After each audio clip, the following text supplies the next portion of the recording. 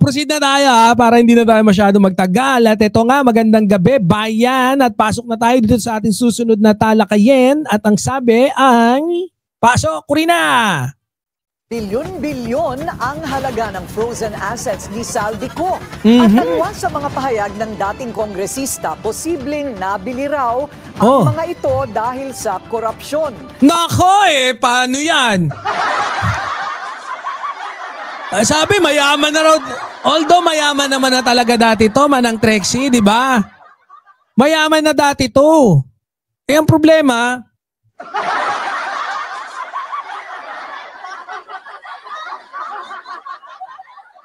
gwapo pa rin ba? Side view. Hindi topic dito yung kagwapuhan ko. Ang topic dito, ito. Ay naman, mag-concentrate kayo dyan.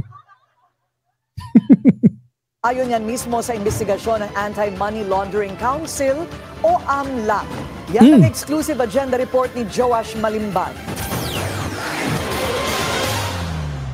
Mismong si Pangulong Bongbong Marcos na ang nag-anunsyo kahapon na nakasecure muli ng freeze orders ang Anti-Money Laundering Council para sa iba pang assets ni ex-Ako Bicol Party List Representative Zaldico. Isa lang po ito, mas marami pong asset ay mafo-frozen para maibalik ang pera ng tao sa kanila. Ito po yung aming pangako that the money of the people will be given back to the people. Nakuha ng billionaire. Grabe Grabe, madadali ka nga naman talaga. Wala. Papalit-palit ka pa ng hairstyle Hindi, sa akin wala naman problema kung AI yun o hindi. Hindi ko nga gustong italakayin o hindi ko gustong pumunta doon. Wala naman akong, parang wala masyadong bearing kung AI man yun o hindi. No? It's either, kasi parang pinapalabas, parang ang gustong tukuyin, AI daw. Ano naman kung AI? Kung pinost naman niya, tapos, of course, he's claiming it to be true sa pamamagitan din ng patunay ng abogado niya, 'di ba? Tapos, doon pa niya sa website, sa sa SOCMED page niya. 'Di ba? Sa FB page niya. So, sa official social media page niya, ipinost. So, I don't see the channel ang ilang legal documents na nagpapakita ng breakdown ng most recent batch of assets ni Ko na pinatawan ng freeze order. Ayon sa investigasyon ng AMLAC, ang assets na ito may probable cause para sabihin na ginamit bilang depository o binili sa pamamagitan ng mga natanggap na pera ni Ko mula sa kanyang alleged corrupt activities. Binubuo ito ng 205 wala nga kilay si Ko dati, no? 12 insurance Laundering Council. Isa lang po. Secure muli ng freezers ang Anti-Money wala Laundering ngang kilay, no? Para sa iba pang asset. Walang kilay. 'Di ba? Walang kilay.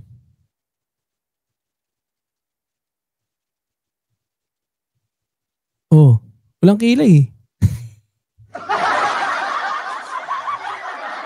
Mamaya tingnan natin dun sa kung may kilay Ako Bicol Party List Representative Zaldico.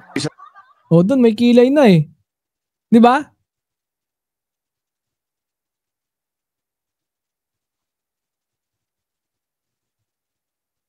Yan may kilay na, medyo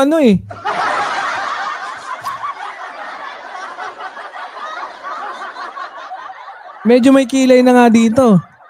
'Di ba? Pero bayag daw wala. Anyways, punta na natin yung pasok tayo rito. Brother Saldi, pasok. Isa lang po ito, mas marami 19.1 million pesos ang presyo ng isa. Samantalang ang Gulfstream na niregister noong 2024 nagkakahalaga naman ng mahigit 2 bilyong piso. Base raw sa initial financial investigation ng AMLAC, aabot sa 3.9 billion pesos ang recorded total inflow transactions ni Ko sa loob lamang ng 4 na taon mula 2021 hanggang 2025 noong siya ay kongresista na. Mas malaki ito kumpara sa kabuuang ulitin natin Tinitingnan ko kasi parang nabibitin ako sa sa oras natin. Nakailang topic na ba tayo? Kaya sorry, naligaw ako Ulitin natin. Okay, pasok. Sa kanyang alleged corrupt activities. Binubuo ito ng 205 bank accounts, 12 insurance policies at Grabe, kung yan yung mga finrosen, putyang gala, paano ka kikilos niyan, brother? Uwi ka na. Ipaglaban mo yung karapatan mo. Malay mo naman may katwiran ka. O di, pag may katwiran, hindi mo ba alam yun? Yung kasabihan? Kapag may katwiran, ay karamba mo. Hindi pala, mali. Yun ba? Mali, no? Hindi ko kasi alam yung kasabihan na yun eh. Ang alam ko lang talaga, kapag may katwiran, ay mali ah. Are you kidding me, darling? Kung ano-ano na pindot eh. Anyways, ituloy na natin to. Long air assets, 2 Augusta Westland AW1398 at isang Gulfstream G350. Nirehistro ang 2 Augusta Westland noong 2021 at ang isa naman ay noong 2024. 919.1 million pesos ang presyo ng isa. Samantalang ang Gulfstream na niregister noong 2024 nagkakahalaga naman ng mahigit 2 bilyong piso. Base raw sa initial financial investigation ng AMLAC, aabot sa 3.9 billion pesos ang recorded total inflow transactions ni Ko sa loob lamang ng 4 na taon mula 2021. Grabe, no? 3.9 billion.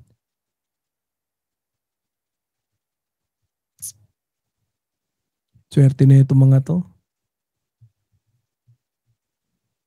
Pero ba't ganun, no? Laging maswerte yung mga abogado. Ang laki ng sahod nila, no? Tapos, ganun-ganun lang. Ligtas pa sila. Sila pa yung laging hindi nakukulong. Ito mag-abogado na kaya ako.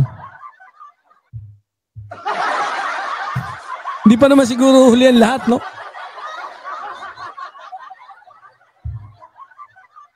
Pasok. Hanggang 2025, noong siya ay kongresista na. Mas malaki ito kumpara sa kabuuang recorded inflow niya sa loob ng 7 taon mula 2012 hanggang 2018 noong hindi pa siya nakaupo sa Kamara. Dagdag pa riyan, taliwas sa mga pahayag ni Ko na wala. Pag talaga nakakamukbang ng pera, naglolobohan eh, no? Di ba? Parang si Roque. Di ba? Mga botsog eh. Si Saldi ko, botsog yung muka. Oh. Eh pagkatapos yung biglang umiimpis eh. Ang nakita ko lang ha, si dating speaker, di ba, botsog. Tapos, pagkatapos niyang bumaba sa pagiging speaker, nagpa-interview sa ICI, pogi eh, no? Sabi ko po, walang ano eh. Fresh na fresh eh, di ba? Ganon dapat. Hindi yung kagaya niya, no?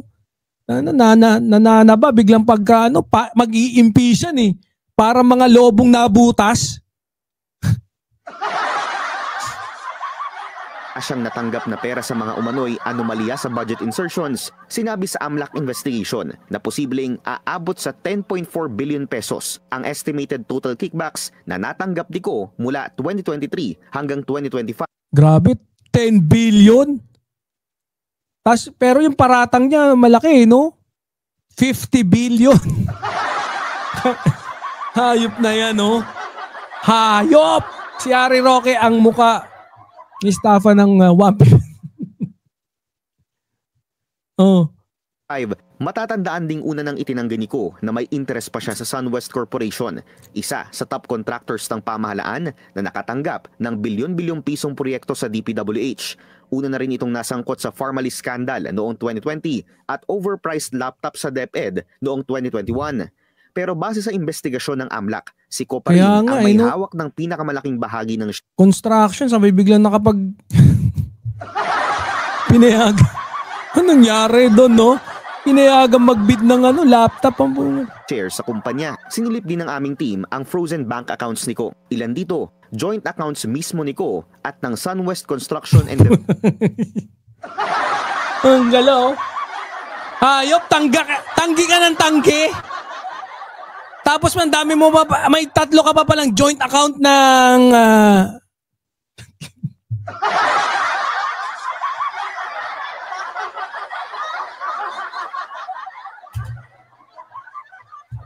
Development Corporation. Base umano sa mga ebidensyang ito, nananatili pa rin ang malaking indication ng financial interest ni Ko sa SunWest ayon sa AMLAC. Pero paninindigan niya, wala siyang natanggap na pera sa mga nangyaring pagnanakaw sa pondo ng bayan. Sa kabuuan, aabot na sa 12 billion pesos worth of assets ni Ko. Botsyog eh. No?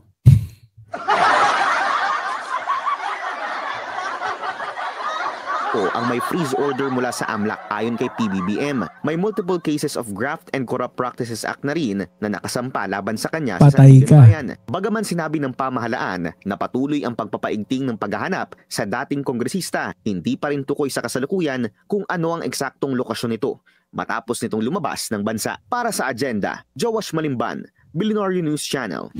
Manatiling nakatutok sa Billionaire News Channel. Tumigil ka! Nagkaroon pa ng airtime tuloy dito si ano. Mapapagalitan tayo niya. Nagkaroon ng airtime tong si Corina. Hindi naman natin trip yan. Grabe, no? Kaya tayo, easy lang tayo, no? Kaya mga palabas ni Iko. Tapos biglang, kunyari may mga pasabog. Walang pag-amin. Pagdating sa kung magkano nakuha niya, wala daw. Tapos, ngayon din yan, no? Pinakita sa atin yung assets niya ng AMLAC. 'Di ba? Kaya lang yung AMLAC dapat medyo mas may pangil yan, no? Biruin niyo. Pwede pala kahit ano lang ilagay diyan, eh. Bakit yung sa bagay yung sa Sose kasi 'di ba? Si Marcoleta, sana makulong na yan. Yan ang maunang makulong. Yan mga pagpustahan natin, sinong unang makukulong? Na sino ang nasa kalibre ng senador at congressman ang unang makukulong.